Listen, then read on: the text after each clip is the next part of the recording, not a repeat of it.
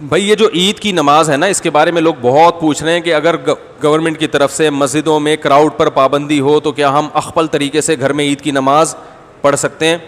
گھروں میں عید کی نماز جائز نہیں ہے، نہ جمعہ جائز ہے نہ عید کی نماز جائز ہے، کیونکہ جمعہ اور عید کی نماز کے لیے بیسک شرط جو فقہا بیان کرتے ہیں وہ ہے اذن عام، کھلی اجازت ہو. آپ گھر میں اگر جمعہ پڑھیں دروازہ کھول دیں، سب کو آنے کی اجازت ہے. اور لوگ کہتے ہیں اس کی دلیل کیا ہے؟ بھائی اس کی دلیل یہ کہ جمعہ اور عید یہ شاعر اسلام میں سے ہے، یہ بند کمروں میں نہیں ہوتا. اس سے جمعے اور عید کی ویلیو ختم ہو جاتی ہے.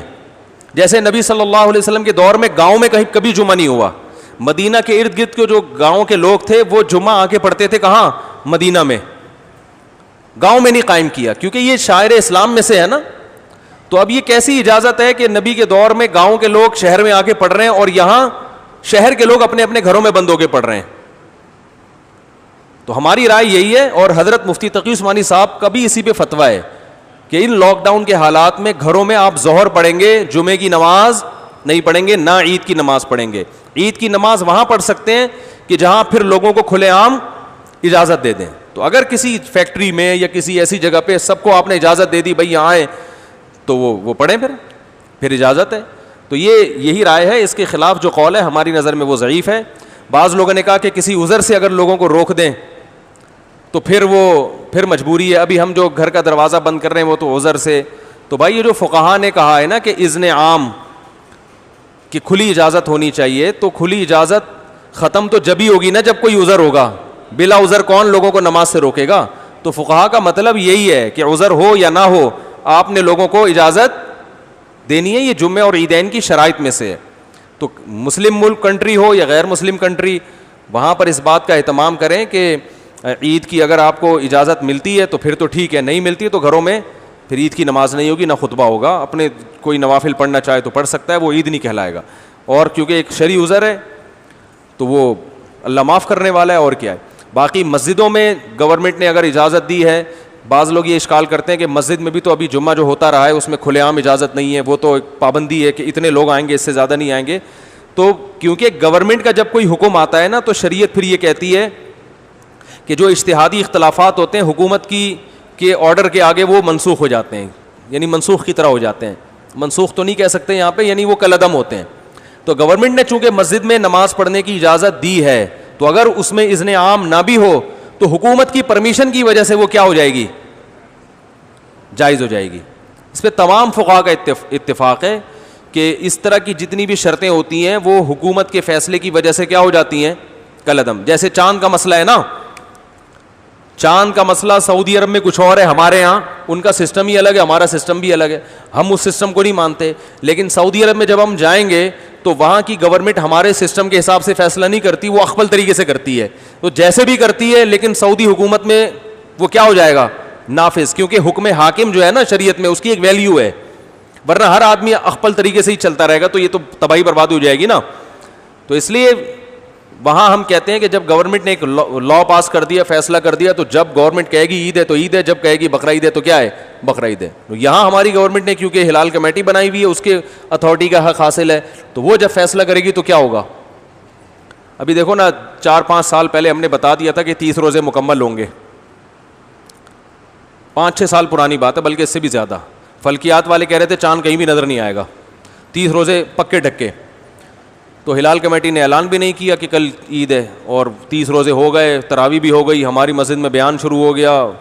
ایک دم رات کو 10:30 بجے اطلاع آئی کہ کل کیا ہے؟ عید ہے. ہلال کمیٹی نے اپنا فیصلہ واپس لے لیا.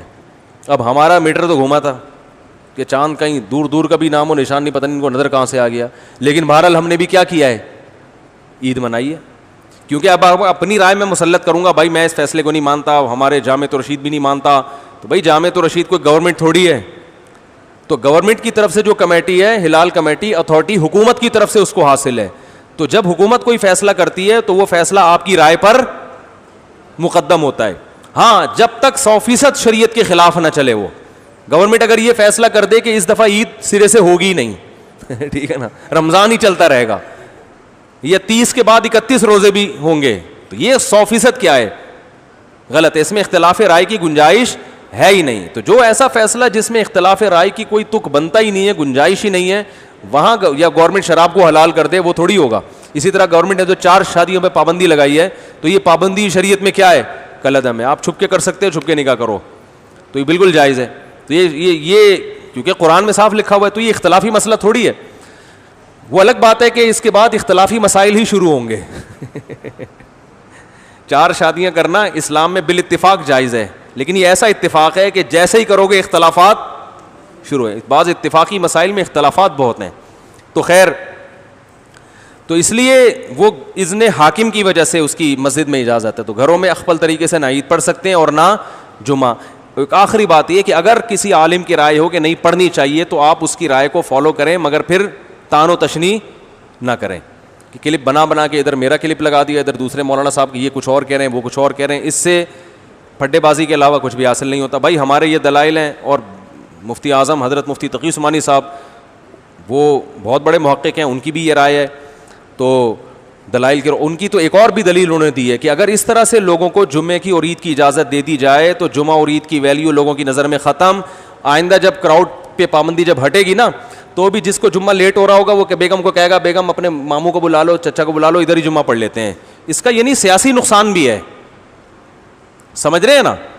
جمعہ پڑھنے میں ذرا تاخیر ہو رہی ہے تو چلو یار ادھر 2-4 بچوں کو کھڑا کیا, خطبہ یاد کرنا کون سا مشکل ہے, دیکھ کے پڑھ لیں گے خطبہ.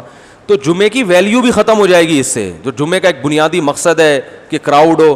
ویسے ہی 1.5 اینٹ کی مسجدیں ہمارے ہاں ہول سیل کے حساب سے بن رہی ہیں. تو جب اس طرح ہر گھر میں شروع ہو جائے گا تو وہ بھی ہوگا کہ یار آج تھوڑا لیٹ ہو گئے. شروع میں تو یہ ہوگا کہ آج تھوڑا لیٹ ہو گئے تو ہم گھر میں ہی پڑھ لیں گے. اس کے بعد یہ ہوگا کہ لیٹ نہیں بھی ہوں تو ہم جب گھر میں ہو رہا ہے تو یہ مولانا صاحب کی تقریر جا کے کیوں سنیں, ان کے منہ سے خطبہ کیوں سنیں. ویسے بھی مولانا صاحب سے مسجد میں نمازیوں کو اختلافات تو ہوتے ہیں نا, ابھی تو مجبور ہیں کہ یار جیسے مرضی ہیں جمعہ پڑھنا ہے, جا کے کیا کریں, بعد میں جا کے جو مرضی کر لیں. لیکن جب ذرا سے اختلاف ہوں گے, مولانا صاحب ہر جمعے میں 4 شادیوں پہ بات کرتے ہیں, لہذا ہم اپنا جمعہ الگ پڑھائیں گے, تو یہ شروع ہو جائے گا حساب کتاب. ٹھیک ہے نا, ذرا سے اختلاف پہ. ابھی پابندی ہے بھائی, نہیں ہو سکتا, جس نے آنا ہے مسجد آئے, نہیں تو بس ختم. تو یہ مفتی تقی عثمانی صاحب دامت برکاتہم کی رائے یہ ہے کہ یہ سیاستاً بھی کیا ہے, نقصان دہ ہے. لیکن پھر بھی اگر کسی عالم کی رائے ہے, وہ مصر ہیں کہ نہیں گھر میں, تو کوئی ان عالم کو فالو کرتا ہے تو ٹھیک ہے. لیکن ایک تو علماء کا احترام کریں, ایک دوسرے پہ کیچڑ نہ اچھالیں. اگر کوئی عالم یہ کہتے ہیں نہیں گھر میں عید پڑھ سکتے ہیں, جمعہ پڑھ سکتے ہیں, تو بہرحال وہ عالم ہے تو قابل احترام ہے. آپ ان کی رائے سے اگر اختلاف کرتے ہیں تو بھی قابل احترام, اتفاق کرتے ہیں تو بھی قابل احترام. یہ اتنا بڑا مسئلہ نہیں ہے گھر میں جمعہ یا نہ ہونا یا ہونا, لیکن علماء کی شان میں گستاخیاں یا بد کلامیاں یا یہ اس طرح کی چیزیں, یہ زیادہ ہیڈیک ہے, تو یہ صحیح نہیں ہے. اللہ تعالیٰ سمجھنے کی عمل کی